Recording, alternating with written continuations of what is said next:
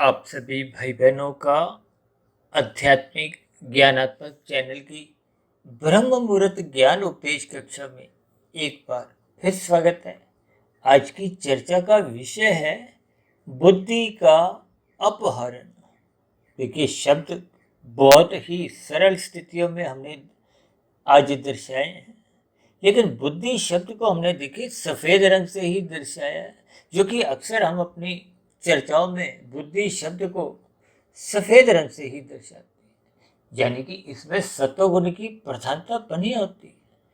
क्योंकि अक्सर हम बार बार कहते रहते हैं, मन सैद्धांतिक रूप से तो देखिए सात्विक शास्त्रों में समझाया गया, लेकिन ये अनादि काल से विषय भोगों में असत्य है। विषय भोगों का एक रस बुद्धि द्वारा संग होने के कारण ये मन राजसी कभी तामसी भी बनते हुए देर नहीं लगती। जबकि शास्त्रों में तो बार बार कहा गया तमोगुण रजोगुण ये दोनों गुण बांधते हैं, बंधनदायक है। हालांकि देखिए, रजोगुण को प्रत्यक्ष रूप से इसकी कोई निंदा नहीं की जाती। शास्त्रों में निंदा किसकी की गई है? तमोगुण की। विशेष रूप से देखिए, भागवत पुराण में 5 निंदनीय तामसी स्थितियों का वर्णन आता है। धूत कीड़ा, मद्यपान, स्त्री संग, हिंसा और अनीतिगत कार्यों से कमाया गया धन। देखिए, चर्चा को आगे बढ़ाने से पहले यूं तो देखिए अपहरण शब्द बहुत ही एक साधारण सा शब्द है, लेकिन फिर भी तकनीकी रूप से जब हम शब्दों के सही सही अर्थ समझ जाते हैं, तो फिर धीरे धीरे उस वीडियो विशेष में हमने जिन शब्दों को इस्तेमाल में लिया है, उन शब्दों के अर्थ के साथ साथ फिर उनके भावार्थ किस उद्देश्य से आज की वीडियो में हम एक स्थिति बनाने का एक प्रयास करने जा रहे हैं। देखिए, ज्ञान की कड़ियां जैसे जैसे जुड़ने लगती हैं, तो मनुष्य के जीवन में कुछ सकारात्मक परिवर्तन अपने आप ही दिखने लगते हैं। और यदि मनुष्य इन सभी स्थितियों पर कोई उन्नति नहीं करता, देखिए शब्दों का ज्ञान तो बहुत ही एक साधारण सी स्थिति है। अक्सर मनुष्य कभी कभी शब्दों पे ही उलझ जाते हैं।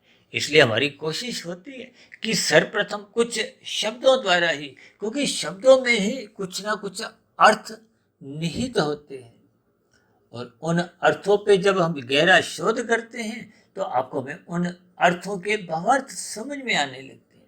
देखिए, शास्त्रों की सभी स्थितियों में विशेष रूप से, अब गीता को तो लोग कितने ही पढ़ते रहते हैं, विशेष रूप से देखिए कितने ही सत्संग की स्थितियां आप देखते हो। भागवत पुराण की भी देखिए, भारत जैसे देश में तो लगभग प्रतिदिन ही कितने ही सैकड़ों हजारों भी आप समझ सकते हो, ये साप्ताहिक जग कथाएं होती रहती।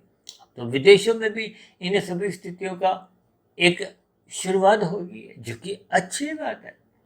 देखिए, कोई मनुष्य यदि शब्दों तक भी एक सुनने का एक रुचि बनाता है, भले ही वो रुचि देखिए मन बुद्धि के स्तर पर ना भी बनी हो, एक औपचारिकता के रूप में। देखिए, कुछ दिन पहले हमने एक वीडियो बनाया था ना, कर्म कांड एक औपचारिकता।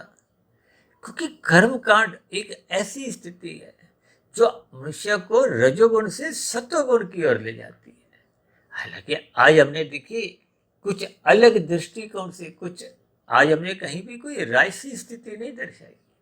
आज हमने कहीं भी मन शब्द प्रत्यक्ष रूप से कहीं लिखा नहीं। आज हमने एक नया शब्द अपहरण को काले रंग से दर्शाया, जिसका अभिप्राय ये एक तामसी स्थिति है, निंदनीय स्थिति है। क्योंकि भागवत पुराण में ही देखिए 5 निंदनीय स्थितियों का वर्णन आता है, जिसको अक्सर हम चर्चा में लेते रहते हैं। धूत कीड़ा, मद्यपान, स्त्री संग, हिंसा और अनीतिगत कार्यों से कमाया गया धन, ये सभी 5 कलयुग की स्थितियां हैं, निंदनीय स्थान है। क्योंकि कलयुग का अभिप्राय क्या है? जब तामसी मनुष्यों की प्रधानता होने लगती है, आपके हमारे व्यवहार में विभिन्न प्रकार की छल कपट, ठगी, अनीतिगत कार्य ये सभी होने लगते हैं, चोरी डकैती, और आजकल तो देखिए कुछ घोटालेबाजी की स्थितियों का भी चर्चाएं होने लगी हैं। आपके हमारे संज्ञान में कुछ ऐसे ही बातें राजनीतिक गलियारों से भी आने लगी। तो हम अक्सर जैसे जैसे कुछ चर्चाएं हमारे मन बुद्धि के स्तर पर कुछ एक चोट करती है, तो उन चर्चाओं से, उन शब्दों से, क्योंकि आज हमने देखिए एक शब्द नया जो लिया वो अपहरण शब्द लिया है। और मैं जहाँ तक समझता हूँ पिछले 5 वर्षों से अधिक समय से जो हम प्रतिदिन सुबह शाम जो वीडियो प्रसारित कर रहे हैं, इस अपहरण शब्द को शायद हमने आज पहली बार अपनी वीडियो के एक नाम में एक जगह दी है। देखिए अपहरण शब्द कोई अच्छा शब्द तो नहीं है, और वैसे भी देखिए जो से एक शब्द काले रंग से हम दर्शाते हैं, तो इसका अभिप्राय क्या है, उस स्थिति से बचना है, हटना है, वो एक निंदनीय स्थिति है। और शास्त्रों में तो बार बार कहा गया तमोगुण की निंदा करो। या निंदा करने का अभिप्राय देखिए उस नींद से नहीं है, लेकिन नींद भी एक तामसी वृत्ति है। नींद तो जोगी भी लेता है, भोगी भी लेता है, रोगी भी लेता है। भले ही रोगी को नींद थोड़ी कम आती है, लेकिन इन सभी स्थितियों को हम जैसे जैसे क्रमबद्ध तरीके से बात समझते हैं, क्योंकि शास्त्रों में ही कहा गया तमोगुण की निंदा करो, रजोगुण की उपेक्षा करो और सतोगुण की प्रशंसा करो। क्यों? क्योंकि रजोगुण तमोगुण ये दोनों गुण आपको में बांधते हैं। किसमें? संसार से, जगत से, इस 84 लाख प्रकार की जोनियों से। क्योंकि 84 लाख प्रकार की जोनियों में देखिए 80 लाख प्रकार की जोनियां तो कष्टमय जोनी है, दंडमय जोनी है, निकृष्ट जोनी है, अचेत जोनी है, ये अधोगति की स्थिति है।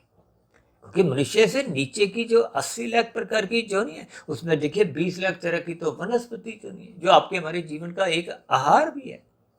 जितनी फल सब्जियां हम घरों में रखते हैं, रसोई में खाते पीते हैं, दाल मिर्च मसाले, गेहूं चावल, ये सब देखिए एक वनस्पति का ही सूखा हुआ रूप है। और ये भी एक जोनियां इसलिए कही गई है क्योंकि इन सभी वनस्पति की स्थितियों में एक वृद्धि होती है। अक्सर मैं अपनी चर्चाओं में समझाता रहता हूँ कि जिस स्थिति विशेष में आप कहीं भी कोई पदार्थ में वृद्धि देखते हो, तो वो वृद्धि का कारण आत्मा परमात्मा ही होता है। क्योंकि आत्मा में परमात्मा भी रहते हैं। परमात्मा तो देखिए सर्वव्यापी सत्ता है। इन सभी स्थितियों को आप जैसे जैसे क्रमबद्ध तरीके से समझते जाओगे, तो ज्ञान की कड़ियां अपने आप ही जुड़ने लगती हैं।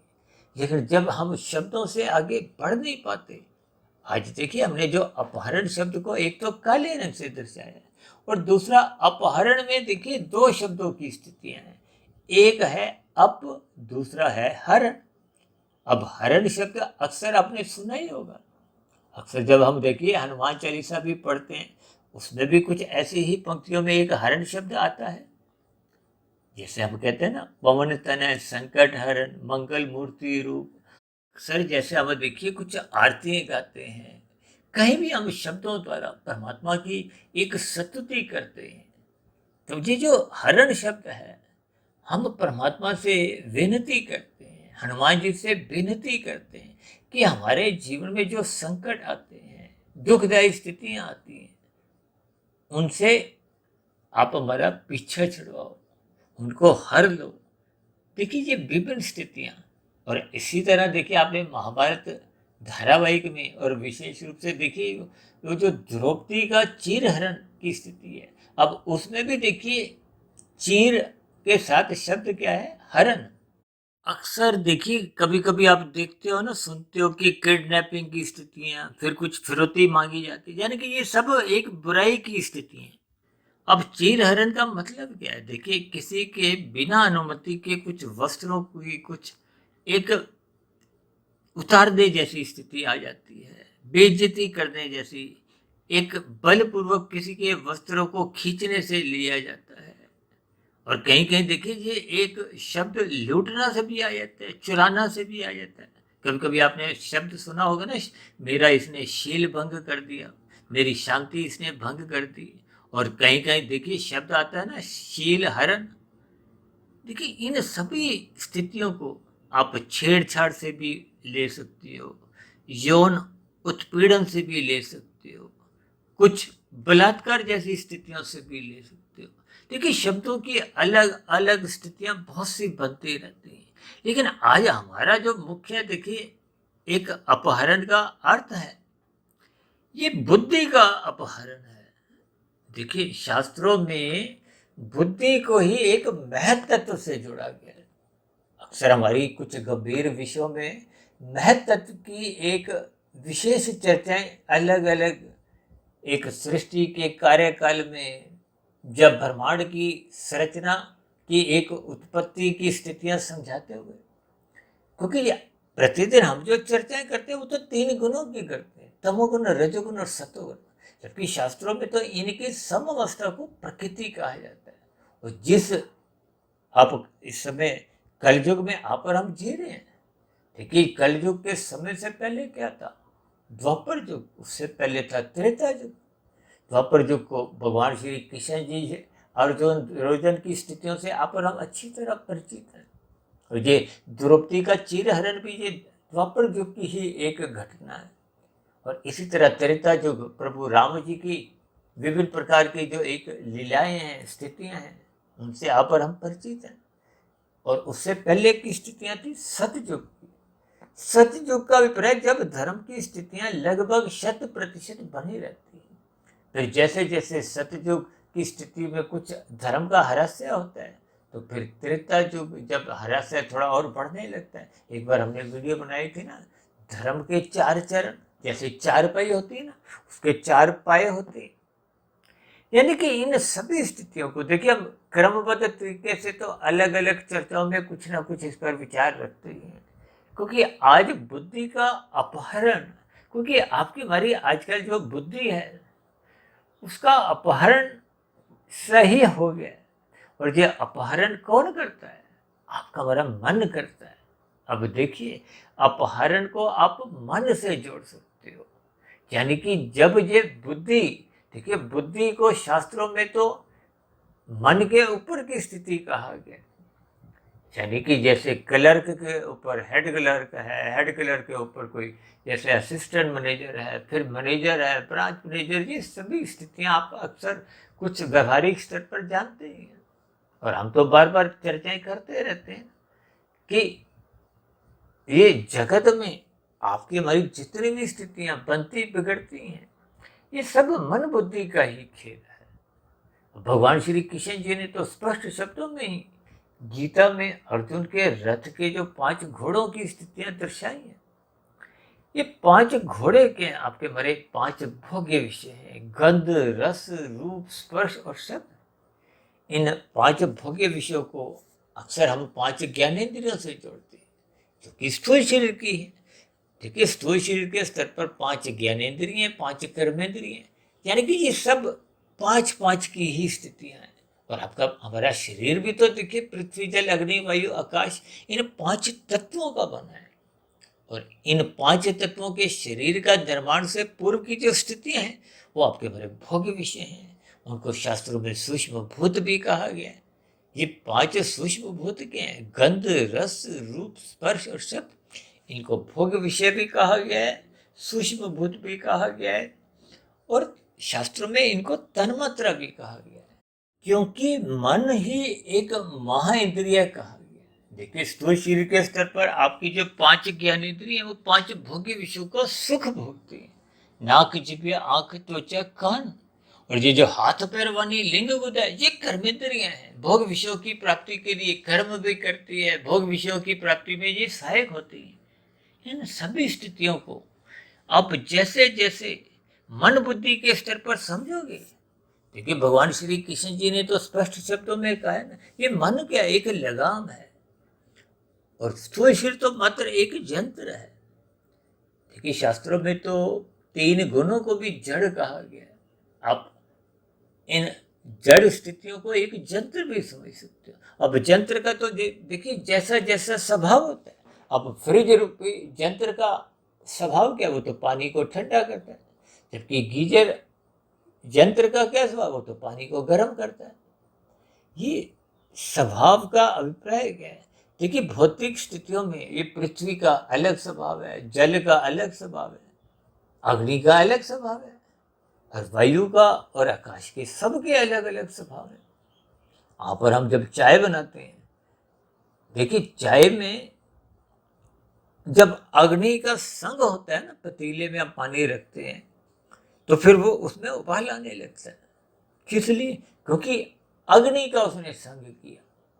अब अग्नि का संग होते ही अग्नि का जो गुण है, दाहकता, उबलना, ताप देना, वो जल में आ जाता है और पानी उबलने लगता है। फिर आप चाय बनाने की प्रक्रिया की, चाय पत्ती, चीनी जो भी आप डालते हो, चाय बन जाती है। और यदि आप चाय बनाने की स्थिति से हट जाते हो, पानी में उबाल आ गया, आपने मन में आया अपनी चाय नहीं पीनी, तो आपने गैस बंद कर दी। अब गैस बंद करते ही वो जो पानी में उबाल आ रहा था, अब उस जल में धीरे धीरे वो जो उसमें ताप था, वो धीरे धीरे एक शीतलता में पुनः लौटने लगता है। पानी कुछ 10-15 मिनट बाद, आधे घंटे में वो पूर्ण रूप से अपनी मूल स्थिति में आ जाता है। यानी कि जैसे ही उसने अग्नि का संग हटाया, हटा, जो भी स्थितियां लो, तो अब पुनः जल अपने स्वभाव में आने लगा।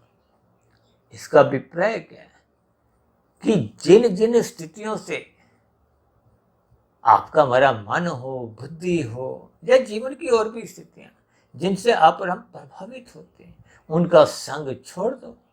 इसीलिए तो शास्त्र कहते हैं तमोगुण का संग मात्र नींद के लिए करो, क्योंकि तमोगुण को तो निषेध कार्यों से भी जोड़ा जाता है। और विशेष रूप से वेदों में तो कहा गया ना, वेदों के ज्ञान में तो स्पष्ट कहा गया, ये करो, ये मत करो। इतनी सी बात मनुष्य को मरते दम तक समझ नहीं आती।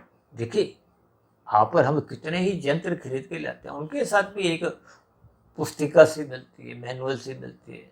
किस लिए? ताकि उस उत्पाद का हम सही लाभ ले सकें। ठीक, आपने अपने जीवन का लाभ लेना है, मनुष्य जोनी के महत्व को समझना है। और यही उपदेश, ज्ञान उपदेश भगवान श्री कृष्ण जी ने गीता में अर्जुन के रथ की स्थितियों की, वो जो घोड़ों की लगाम है, ये सभी 5-5 स्थितियां वो घोड़ों से ही आप समझो। मुख्य रूप से तो देखिए वो विषयों की स्थिति है। वो जो मन है, देखिए 5 ज्ञानेंद्रिय और 5 कर्मेंद्रिय बिना मन की अनुमति के ये अपने कार्य को संपन्न कर ही नहीं सकते। और मन के ऊपर परमात्मा ने आपको में एक बुद्धि तत्व दिया है, जिसको ब्रह्मांड में देखिए जब 3 गुणों का विस्तार होता है तो पहला तत्व ही महत तत्व है। महत तत्व एक तकनीकी शब्द है। महत तत्व से फिर अहंकार की उत्पत्ति होती है, अहंकार से फिर आगे स्थितियां बनती हैं। देखिए ये सभी स्थितियां आपको में ज्ञान पूर्वक जैसे जैसे समझ में आते जाएंगी, तो फिर आपका इस माया से, संसार से, विषय भोगों से एक ज्ञान पूर्वक वैराग्य होने लगे। देखिए संसारी जितने भी रसगुल्ले हैं, ये आपको हमें नित्य निरंतर हर्षण सुख दे नहीं पाते। आप ब्याह शादियों में कितनी ही बार कितने ही व्यंजन खाते हो, अक्सर हम रसगुल्ले का उदाहरण देते हैं। पहला रसगुल्ला आपको अच्छा लगा, लेकिन दूसरा तो उतना अच्छा लगता ही नहीं। क्यों नहीं लगता? उसमें सुख में कमी आ जाती है, और तीसरे में और कमी दूसरे के मुकाबले आ जाती है। अब चौथे पांचवें की यदि आप हिम्मत करते हो, खाते हो, तो आपको सुख नहीं मिलता। यानी कि मनुष्य पहले सुख पकड़ता है, भोगता है, और फिर जब उसमें दुख की स्थितियां बनने लगती हैं, तो फिर वो उससे हटने लगता है, छोड़ने लगता है। यानी कि मनुष्य तब तक उस सुख को नहीं छोड़ता।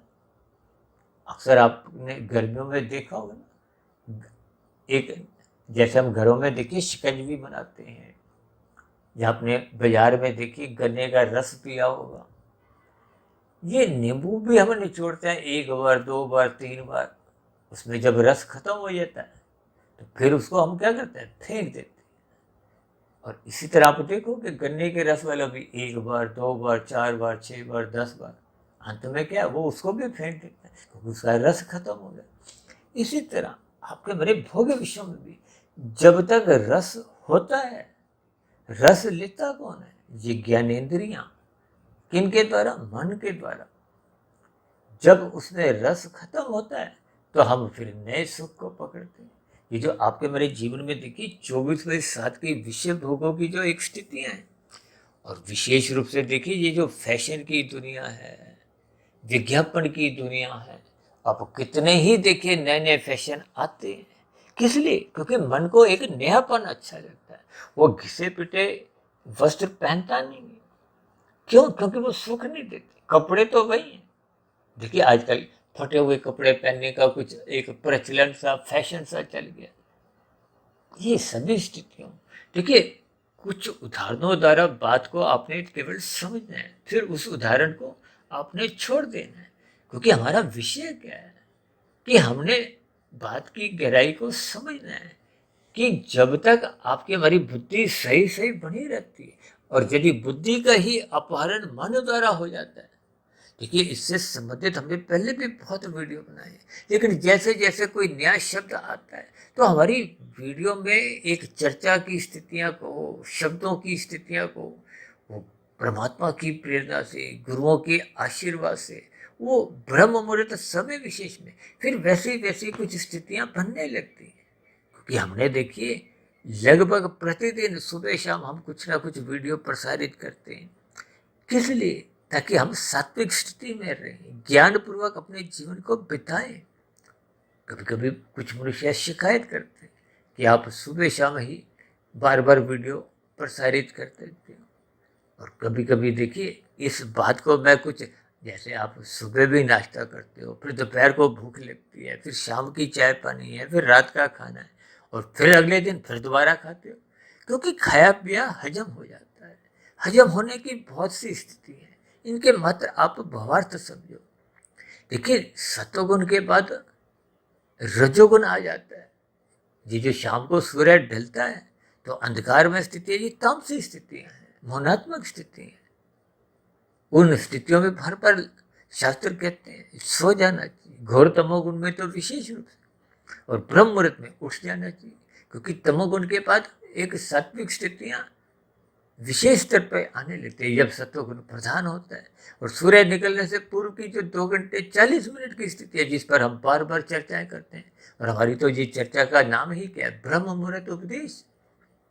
तो इस स्थिति विशेष में जिस सत्वगुण की एक शुद्धतम स्थिति होती है, इस स्थिति विशेष में जब हम परमात्मा का ध्यान लगाते हैं, गुरु के प्रवचनों को सुनते हैं, शास्त्रों का स्वाध्याय करते हैं, तो बात जल्दी समझ में आ जाती है। क्योंकि अनुकूल स्थिति है। देखिए परमात्मा विशुद्ध सत्वगुणी सत्ता है। उस विशुद्ध सत्वगुणी सत्ता को समझने के लिए सर्वप्रथम आपको हमें सात्विक स्थिति मजबूत करनी होगी। अक्सर मैं उदाहरण भी बताता हूँ कि आईएएस की परीक्षा, देखिए मुख्य परीक्षा में उत्तीर्ण होने के लिए पहले तो आपको हमें प्रिलिमिनरी टेस्ट पास करना होता है। ठीक इसी तरह परमात्मा से जुड़ने के लिए आपको हमें सात्विक स्थिति मजबूत बनानी है, यानी कि ये सात्विक स्थिति में रहने का अपना एक स्वभाव बनाना है, इसमें जीने की अपना एक दिनचर्या बतानी है। और ये दिनचर्या सात्विक तो तभी बनती है जब बुद्धि निरंतर सत्संग करती है। देखिए सत्संग करने का अभिप्राय क्या है कि निरंतर श्रद्धापूर्वक सत्संग होने से ये सात्विक बुद्धि में एक विवेक शक्ति जगने लगती है। वो विवेक शक्ति जगने से ही आपका बड़ा ज्ञान पूर्वक वैराग्य इन 5 भोग्य विषयों से होने लगता है। उनकी सच्चाई को, उनकी मूल स्थिति को हम समझने लगते हैं। यूँ तो देखिए जीवन भर, देखिए बचपन अवस्था लगभग अबोध मानी गई है। तमोगुण की स्थिति, अज्ञानता की स्थिति, भौतिक शिक्षा के प्रति भी बच्चों में कोई विशेष रुझान नहीं होता। जब वो बड़ी कक्षाओं में जाते हैं तो उनको भौतिक शिक्षा का महत्व समझ में आने लगता है। क्योंकि किशोर अवस्था से रजोगुण विकसित होने लगता है, जब कामुक इंद्रियां में एक विकास होने लगता है। ये जो युवावस्था में आते आते ये रजोगुण पूर्ण रूप से विकसित हो जाता है। शास्त्रों में तो स्त्री पुरुष का जो आपसी आकर्षण है उसको रजोगुण से जोड़ा गया। तभी तो विवाह का एक संस्कार युवावस्था में रखा गया कि तन के स्तर पर कुछ स्थितियां बिगड़े नहीं। अभी कुछ दिन पहले हमने देखे live in relationship, live in संस्कार के ऊपर एक वीडियो प्रसारित किया था। क्योंकि रिलेशनशिप का अभिप्राय कुछ अलग ही निंदनीय स्थितियों से लिया जाता है। क्योंकि भागवत पुराण में तो देखिए 5 निंदनीय स्थानों में स्त्री संग भी आता है। लिव इन रिलेशनशिप को स्त्री संग, पुरुष संग सब एक ही बात है। देखिए, जब धर्म की स्थितियाँ, संस्कारों की स्थितियाँ विधि पूर्वक नहीं होती तो उन संबंधों को स्वीकार किया नहीं जाता। देखिए, न्यायालय द्वारा, सरकार द्वारा कुछ स्थितियां हो सकती हैं, कुछ अलग अलग दृष्टिकोण से समझाई जाती हैं, लेकिन परमात्मा के यहाँ यूँ तो देखिए मांसाहार भोजन के प्रति कोई विशेष कानून नहीं बने। आप अंडा मांस खाते हो तो आपको कोई पकड़कर पुलिस न्यायालय में पेश नहीं करती, कोई आपको न्यायालय द्वारा जेल में नहीं डाला जाता। लेकिन शास्त्र तो आपको हमें मना करते हैं, ये दंडनीय एक पाप कर्म है। पाप कर्म का अभिप्राय क्या है कि इनका फिर निश्चित रूप से आपको फिर दंड मिलता है, क्योंकि कोई भी जीव है मरना तो नहीं चाहता। आपका हमारा भोजन शास्त्रों में केवल वनस्पति दिया है, भले ही वो भी जीव है, क्योंकि उनमें 99.9999% अचेतनता है। उनको बोध नहीं है कि उनको एक हम खा रहे हैं। कि इन सभी स्थितियों को आप जैसे जैसे समझोगे, अब देखिए आप पक्षी को पकड़ते हो, हत्या करते हो, पशु को मारते हो, तो ये कितना निंदनीय है। देखिए, आपको हमें कोई एक थप्पड़ मारता है, कोई आपके हमारी हाथ पैर मरोड़ता है तो आपको हमें कष्ट होता है। इसलिए शास्त्रों में मना किया गया है कि किसी को कष्ट मत दो। देखिए, दूसरों किसी भी जीव को जब हम कष्ट देते हैं तो आपका हमारा उसी क्षण पाप का एक कर्मशय बन जाता है, बुरा संस्कार बन जाता है। और ऐसे सभी मांसाहार भोजन का जो सेवन करते हैं, देखिए मारने वाले का भी बनता है, खाने वाले का सबसे अधिक बनता है, फिर खाने वाले के साथ साथ मारने वाले का बनता है, बनाने वाले का भी बनता है, वितरण करने वाले का भी बनता है। देखिए, ये सभी स्थितियां कहीं स्पष्ट रूप से शास्त्रों में तो मेरे पढ़ने में नहीं आई, लेकिन जैसे जैसे शास्त्रों की स्थितियों का हमें विशेष सूक्ष्म ज्ञान समझ में आता है, उस आधार पर फिर मैं चर्चा को कुछ एक दिशा देता हूँ ताकि हम उस बुराई से बचें। ये जो बुद्धि का अपहरण है, इसका अभिप्राय क्या है? देखिए, बुद्धि तो सात्विक है, क्योंकि शास्त्रों में सभी स्थितियों को त्रिगुणात्मक स्थितियों से जोड़ा है। अब सात्विक बुद्धि तभी तक रहती है जब तक हम श्रद्धापूर्वक सत्संग करते हैं। यदि हम श्रद्धापूर्वक सत्संग नहीं करते, देखिए गीता में वो जो मन रूपी जो एक लगाम है, परमात्मा ने अपने हाथ में इसलिए रखी है ताकि हम परमात्मा की सम्मुखता में रहें। देखिए, परमात्मा तो आनंद स्वरूप सत्य है, आप और हम आनंद स्वरूप तकनीकी रूप से भी नहीं है। और जब हम मायातीत की स्थिति को, जन्म मरण के बंधन से मुक्ति पाते हुए आध्यात्मिक शरीर की प्राप्ति कर एक लंबे काल के लिए, करोड़ों अरबों वर्षों के समय के लिए हम आनंदमय जीवन बिताते हैं, उस स्थिति विशेष में भी आपकी हमारी आत्मा सच्चिदानंद बन नहीं जाती, आनंद स्वरूप बन नहीं जाती, हम ज्ञान स्वरूप रहते हैं। देखिए, परमात्मा को सच्चिदानंद कहा गया है, यानी कि आनंद में चित्त रहता है और चित्त सदा रहता है। अक्सर हम सच्चिदानंद शब्द से संपूर्ण शास्त्रों का ज्ञान विज्ञान एक ही शब्द में समझाते हैं, किस लिए? ताकि बात समझ में आए। देखिए, परमात्मा के लिए आनंद स्वरूप सत्ता कहा जाता है, आत्मा के लिए सत्य चित्त कहा जाता है, क्योंकि आपकी हमारी आत्मा कहते हैं ना, जन्म मरण नहीं होता है, ये नित्य तत्व है। और ये जो दूसरी ओर माया है, माया के 3 गुण हैं, या प्रकृति को कुछ भी स्थिति से देखिए, भौतिक स्थिति को, वो नित्य तत्व है। तमोगुण, रजोगुण और सत्वगुण, उनको एक इकाई से, एक सत्य शब्द से जुड़े। सत्य का मतलब यह है कि उसका कोई कारण नहीं। आत्मा को, इन 3 गुणों को परमात्मा ने बनाया नहीं। देखिए, शास्त्रों में यहाँ तक तो कहा गया कि परमात्मा ही परमात्मा पूर्ण है, और परमात्मा की ये 2 शक्ति हैं, जीव पराशक्ति है और माया ये अपराशक्ति है। अपराशक्ति का अभिप्राय ये नित्य तो है लेकिन जड़ है। तो जबकि साधारण शब्दों में बार बार कहा जाता है, प्रकृति में हर क्षण कितने ही परिवर्तन होते हैं। ये जो मानसून के दिन अब आरंभ हो गए हैं, कहीं देखिए बाढ़ की स्थितियां, और भी देखिए कितने ही परिवर्तन होते रहते हैं हर क्षण प्रकृति में। ये परमात्मा के निर्गुण निराकार ब्रह्म शक्ति द्वारा होते हैं। इन गुणों में क्रियाशीलता लाई जाती है। जो अभी हम कह रहे थे ना, बुद्धि को तकनीकी रूप से ब्रह्मांड के लिए महत तत्व कहा गया। सर्वप्रथम महत तत्व की उत्पत्ति होती है, क्योंकि ज्ञान की स्थिति सर्वप्रथम, जैसे हम मकान बनाते हैं तो सर्वप्रथम क्या करते हैं, आर्किटेक्ट की नियुक्ति करते हैं, अपॉइंट करते हैं। पहले किसी मजदूर के साथ वो ईंटे का काम शुरू नहीं कर देते। देखिए, मजदूर कहो, मिस्त्री कहो, और भी अन्य जो एक स्थितियां हैं क्रिया की, वो रजोगुण की स्थितियां हैं। और जितने ये जो ईंट, बदरपुर, रेता या और भी पदार्थ देखिए जितने भी लगते हैं, वो तमोगुणी, यानी कि तमोगुण होता है। रजोगुण का अभिप्राय वो मजदूर भी आ जाते हैं, मिस्त्री भी आ जाते हैं, चाहे वो बिजली वाले हों, प्लम्बर हों, ये सब वो राजसी स्थिति है। और तमोगुण रजोगुण दोनों स्थितियां अगर हैं और ज्ञान नहीं है तो फिर वो मकान ढह जाता है। ठीक इसी तरह आपके हमारे जीवन में यदि तमोगुण और रजोगुण ही, यानी अर्थ का अभिप्राय पदार्थों से है, धन से है, और काम का अभिप्राय विषय भोगों से है।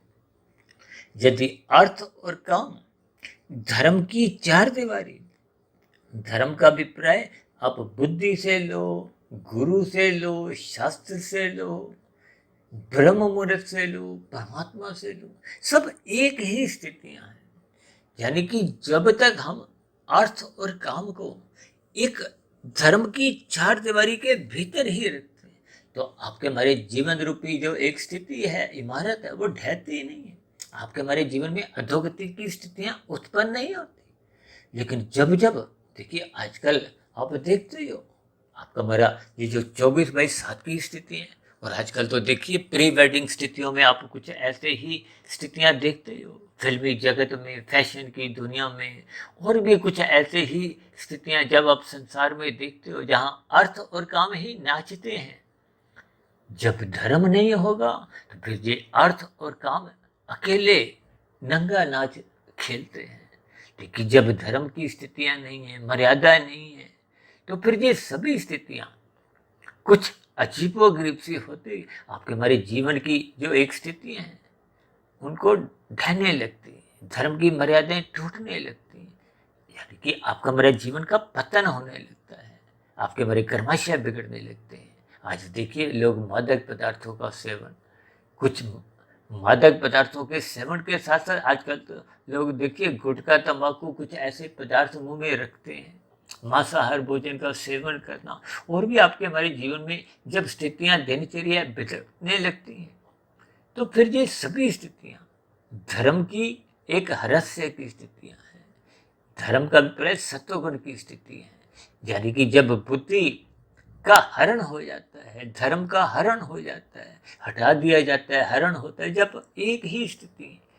देखिए, मन के ऊपर बुद्धि तो बहुत है, जब मन के ऊपर बहुत ही नहीं है तो फिर कर्मचारी कहो, जो भी कहो, देखिए मन एक साधारणतः राशि है, उसके विषय भोगों में आसक्ति बनी रहती है। इसीलिए तो भगवान श्री कृष्ण जी ने वो बुद्धि को अपने स्वयं से ही जोड़ते हुए समझाया है। यानी कि आपको देखिए, गुरु शास्त्र आपको हमें कहाँ ले जाते हैं, परमात्मा की सुमुखता बढ़ाते हैं। ब्रह्म मुहूर्त आपको हमें कहाँ ले जाता है। देखिए, ये सभी स्थितियाँ आपका मेरे चरित्र का निर्माण करती है, यानी कि बुद्धि में विवेक शक्ति जगने लगती है। और विवेक शक्ति तो तभी जगती है जब सर्वप्रथम बुद्धि सात्विक बनी रहती है, और सात्विक बुद्धि तो तभी बनी रहती है जब वो श्रद्धापूर्वक सत्संग करती है। यदि बुद्धि सत्संग नहीं करती तो फिर विवेक शक्ति जगने का तो प्रश्न ही नहीं उठता। वो धीरे धीरे सात्विक स्थिति कमजोर होने लगती है, वो राजसी बन जाती है। अब राजसी बुद्धि का मन बुद्धि के साथ कुछ दोस्ताना संबंध बन जाते हैं, फिर दोनों ही पांच भोग्य विषयों का रस भोगते हैं, संसारी गतिविधियों में रुचि रखते हैं। और जब ये रुचि एक व्यसन के रूप में, एक लोलुपता के रूप में आपके हमारे जीवन में छलांगे लगाती है, यानी कि राजोगुण जब बिगड़ने लगता है तो फिर मनुष्य प्रमाद की स्थितियों में आता हुआ इन सात्विक वीडियो को भी सुनता नहीं है। सत्संग की बातों को सुनता नहीं, गुरु के प्रवचनों को सुनता नहीं, ब्रह्म मुहूर्त में उठता नहीं, यानी कि अब ये जो मन और बुद्धि की जो एक स्थितियां हैं उसमें और अधिक बिगाड़ हो जाता है। देखिए बिगाड़ का मतलब यहाँ क्या है कि अब बुद्धि तामसी बन जाती है। देखिए जब मनुष्य अधिक धन कमाता है, अधिक धन कमाते कमाते उसमें संग्रह वृत्ति जगने लगती, क्योंकि जब भोग इच्छाएं बढ़ती जा रही हैं, बढ़ती जा रही हैं, तो उसके लिए धन चाहिए। अब धन चाहिए तो फिर मनुष्य कानून का भी उल्लंघन करता है, शास्त्रों के विरुद्ध अनीतिगत कार्यों से धन कमाता है। कमाना तो नहीं, इसको आप संग्रह करने की यानी कि छीनता है। तो ये सभी स्थितियां देखिए मन के बस की बात नहीं है, वो बुद्धि को अपने अधीन लेता हुआ उससे फिर काम लेता है। देखिए जितने भी छल कपट ठगी, ये जो डिजिटल अपराध होते हैं, अब कोई भी मनुष्य जब झूठ बोलता है तो कितना संभल संभल के बोलता है कि मैं पकड़ा नहीं जाऊं। तो इसका अभिप्राय क्या है कि अब मन बुद्धि का अपहरण कर लेता है। इस शब्द को देखिए विशेष ध्यान से देखिए, मैं बहुत ही क्रमबद्ध तरीके से परमात्मा की प्रेरणा से, गुरुओं के आशीर्वाद से कुछ क्रमबद्ध तरीके से स्थितियों को बनाता बनाता इस बुद्धि का जो अपहरण है ये मन द्वारा होता है। यानी कि अब मन बुद्धि को अपने अधीन बना देता है। देखिए जब किसी का अपहरण होता है तो अपहरण करता उसको अपने अनुसार उससे फिर काम लेता है, उसका शोषण करता है, या विभिन्न स्थितियों से देखिए आप कहीं भी कुछ भी भावार्थ आप समझ सकते हो। इसका अभिप्राय ये है कि जब बुद्धि द्वारा मन विभिन्न प्रकार के चोरी डकैतियां डालते हैं, और आजकल तो घोटालेबाजी देखिए बिना बुद्धि के तो संभव ही नहीं। यानी कि अब बुद्धि तामसी बढ़ जाती है। क्यों? क्योंकि अब वो मन द्वारा हर ली गई है। यानी अब बुद्धि का अपहरण हो गया है। किसके द्वारा? मन द्वारा। इन सभी स्थितियों को देखिए आप जितना जितना ज्ञान पूर्वक समझते जाओ, देखिए आज कितने ही मनुष्य देखिए गुटखा तंबाकू खाते हैं, जबकि गुटखा तंबाकू सिगरेट की डब्बी पे तो चेतावनी दी गई ये आपके हमारे स्वास्थ्य के लिए हानिकारक है। बुद्धि पढ़ती भी है लेकिन मन द्वारा क्योंकि हर ली गई है तो उस बात पे वो एक चिंतन नहीं करता। इसी तरह देखिए ये तो कितने ही ऐसी आपके हमारे जीवन में स्थितियां हैं जहां आपका हमारा मन द्वारा ही जितने भी जीवन के निर्णय हैं, देखिए निर्णय लेने की शक्ति तो बुद्धि के पास है, और बुद्धि अब मन के अधीन बन गई है। अब मन बॉस बन गया है। जब मन बॉस बन जाता है, देखिए मन जब मन पसंद चीजों में ही रहता है। अभी कुछ दिन पहले हमने एक वीडियो प्रसारित किया था ना, जिसमें हमने शास्त्र सम्मत को सत्य स्थिति से, मन पसंद को हमने एक रायशी स्थिति से, और मन मर्जी की स्थिति को खले रंग से, तामसी स्थिति से दर्शाया था। देखिए इन शब्दों की स्थितियों को आप जितना जितना ज्ञान पूर्वक क्रमबद्ध तरीके से समझते जाओगे, तो आज हमने देखिए अपहरण की स्थितियों को विभिन्न उदाहरणों द्वारा समझाने का एक प्रयास किया है। देखिए जैसे कहते हैं ना, अपयश किसी का हो गया, अब यश का मतलब तो एक अच्छी स्थिति से है, अप शब्द एक बुराई से लिया जाता है। ठीक इसी तरह यहाँ ये जो अपहरण है, अब अप का शब्द जो अर्थ है वो एक बुराई से ही है। यानी कि इन सभी स्थितियों को आपको विज्ञान पूर्वक समझना होगा। अपने मिले हुए जीवन में निरंतर श्रद्धा पूर्वक सत्संग करते रहना चाहिए। देखिए सत्संग होने से ही शास्त्रों में तो यहाँ तक आ गया कि जो मनुष्य सत्संग नहीं करता उसके जीवन में फिर पशु वृत्तियां पनपने लगती हैं, फिर नाचने लगती हैं। इसका अभिप्राय क्या है? देखिए पशु वृत्तियां के आहार में तो निद्रा में, तो पशु भी इन स्थितियों में जीता है। मनुष्य और पशु में अंतर कब समाप्त हो जाता है? जब मनुष्य सत्संग नहीं करता, ब्रह्म मुहूर्त में सोया रहता है, तो फिर वो पशु तुल्य उसकी स्थितियां बन जाती है। देखिए जब मन के अधीन बुद्धि हुई है, यानी कि बुद्धि का ही अपहरण हो गया है, किडनैपिंग हो गई है, किसी भी शब्दों से देखिए जो सी स्थिति से आपको अर्थ समझ में आ जाए, उन स्थितियों के अर्थों को आपने समझना है, उनके भावार्थों को समझना है। अक्सर जब तक हम भावार्थों से नहीं जुड़ते, भावना से नहीं जुड़ते, तो फिर ज्ञान टिकता नहीं। अक्सर देखिए गीता को लोग कितने अपने घरों में एक लाल कपड़े में सजा के रखते, कुछ लोग पढ़ते हैं, अच्छी बात है, लेकिन जो लोग पढ़ते ही नहीं वो तो कोई विशेष बात नहीं। हालांकि ना रखने से तो अच्छी बात है, पढ़ना और अच्छी बात है। और पढ़ के कुछ कुछ बातें जब समझ में आने लगती हैं तो और अच्छी बात है, यानी कि शब्दों के अर्थ जब समझ में आते हैं और अर्थों के बाद जैसे जैसे भावार्थ समझ में आते हैं। देखिए भावार्थ बहुत गहरी स्थिति है, ये 100% की सफलता है। जैसे शास्त्रों में कहा गया ना, शब्द प्रमाण, अनुमान प्रमाण और प्रत्यक्ष प्रमाण। प्रत्यक्ष का मतलब ही ये है जब आपको हमें शास्त्रों का मूल ज्ञान समझ में आ जाता है, यानी कि कारण शरीर में जो तामसी राशि स्थितियों की बुरी परछाई आपके हमारे ज्ञान को, आपके हमारी आत्मा के प्रकाश को आवृत की हुई थी, ढकी हुई थी, जिसके कारण देखिए आत्मा आवृत हो जाती है तो परमात्मा के विमुख हो जाती है। परमात्मा के विमुख होते ही आपको हमें आनंद की तो झलके मिलती नहीं, क्योंकि मनुष्य अज्ञानतावश ये आनंद संसार में ढूंढता है, विषय भोगों में ढूंढता है, जबकि संसार में विषय भोगों में तो आनंद है ही नहीं, क्योंकि भौतिक प्रकृति तो एक जड़ स्थिति है और आप और हम चेतन स्थिति है। आपको हमें परमात्मा की ही सम्मुखता बनानी होगी। इन सभी स्थितियों को ज्ञान पूर्वक समझना होगा, यानी कि बुद्धि को आपको सात्विक बनाए रखने के लिए इस मन के जो एक चुंगल से, अपहरण से सदा ही बचाए रखने के लिए श्रद्धा पूर्वक सत्संग करना आपके लिए एक अनिवार्य स्थिति है। उस सत्संग का निरंतर चिंतन मनन करना उस सत्संग की एक एक्सपायरी डेट से बचने की स्थिति है। देखिए जो मनुष्य श्रद्धा पूर्वक सत्संग कर भी लेते हैं, यदि फिर चिंतन मनन कुछ दिन तक नहीं करते तो फिर वो भूलने लगता है। देखिए ये सभी स्थितियां सुनने में हो सकता है अच्छी ना लगती हो, लेकिन ये एक सच्चाई है। ये शब्दों का, जैसे आप मित्रों के बीच में, रिश्तेदारी में जब आप कुछ लंबे समय तक नहीं मिलते, फोन पे बात नहीं करते, तो फिर रिश्तों में कुछ कमजोरी आने लगती है, भूलने लगते हैं। भूलने का मतलब क्या, हम परमात्मा से विमुख होने लगते हैं। अन्यथा देखिए आत्मा अपने आप में नित्य तत्व है। जैसे सूर्य का प्रकाश एक नित्य स्थिति है, वो तो शाम को पृथ्वी अपनी सतह पे घूम रही है, इसलिए वो दिन रात की स्थितियां बनती हैं।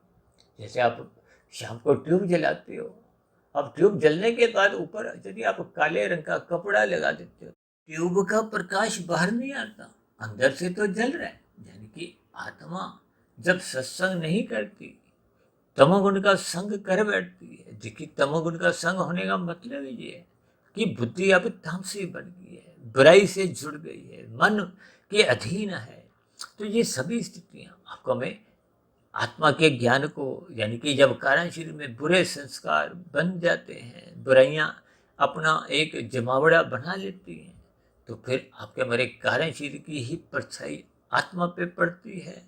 आत्मा का ज्ञान बाधित हो जाता है, अज्ञानता में आ जाते हैं, जिसके फलस्वरूप हम 84 लाख प्रकार की जोनियों में ही बार बार जन्म मरण की स्थितियों में उलझे रहते हैं। इन सभी स्थितियों को परमात्मा की प्रेरणा से, गुरुओं के आशीर्वाद से, ब्रह्म मुहूर्त समय विशेष में इन सभी स्थितियों को समझाने का मैंने एक प्रयास किया है। हो सकता है मेरे समझाने में कुछ कमी रह सकती है। इन सभी स्थितियों को ज्ञानपूर्वक आप चिंतन करें और ईमानदारी से अपनी बुद्धि को सात्विक निरंतर बनाए रखते हुए इसमें विवेक शक्ति जगाएं, ताकि परमात्मा का ज्ञान विज्ञान आपको में समझ में आ जाए। क्योंकि प्रकृति के 3 गुणों की ज्ञानमय स्थितियों को विशेष स्तर पर परमात्मा ने एक गूढ़तम ज्ञान विज्ञान से समझाया है। इस 3 गुणों के ज्ञान विज्ञान को समझते ही आपको में अपने जो 3 शरीर है, स्थूल शरीर, सूक्ष्म शरीर, कारण शरीर की स्थितियों का बोध होने लगता है कि आत्मा परमात्मा का तो पहले से ही एक सजातीय संबंध है। ये तो तमोगुण और रजोगुण की स्थितियों ने ही इस बंधन में बाधा उत्पन्न की है। इसलिए इस बाधा को आपने हमें दूर करना है, और वो दूर होती है श्रद्धापूर्वक सत्संग करने से। तो ऐसी सात्विक शुभ स्थितियाँ हम सभी भाई बहनों के जीवन में भी क्रमशः बनने लगे, ताकि आपका हमारा मन बुद्धि शुद्ध होने लगे। मन बुद्धि शुद्ध होते होते कारण शरीर में क्रमशः शुभ संस्कार बनते जाएं, ताकि कारण शरीर में कोई बुरी परछाई का आत्मा पर पहुंचे ही नहीं, आत्मा अपनी मूल स्थिति में लौट आए, ताकि हम क्रमशः धीरे धीरे एक मायातीत की स्थिति को प्राप्त हो, जन्म मरण के बंधन से मुक्ति पा जाए। तो ऐसी सभी सात्विक शुभ स्थितियां हमारी आपकी बनने लगी। इन्हीं शुभकामनाओं के साथ चर्चा विशेष को अब यहीं विश्राम देते हैं। शाम को फिर मिलते हैं संध्या बेला ज्ञान कक्षा में। तब तक आप अपने आध्यात्मिक मित्र सुधीर भाटिया फकीर को इजाजत दें। फिर भी आज की वीडियो संबंधित आपके मन में कोई बात समझ नहीं आई हो, यानी आपका कोई प्रश्न हो, या मेरी कही गई बातें आपको तर्क संगत सही नहीं लगी हो, या कही गई बातों पर आपकी कोई आपत्ति हो, इन सभी स्थितियों का नीचे दिए गए कमेंट्स बॉक्स पर या प्रश्नोत्तर ज्ञान कक्षा में सदा ही स्वागत है। अब चर्चा विशेष को यहीं विराम देते हैं। आप सभी भाई बहनों का इस चर्चा विशेष को ध्यानपूर्वक, धैर्यपूर्वक, गंभीरतापूर्वक सुनने के लिए आप सभी भाई बहनों का बहुत बहुत धन्यवाद।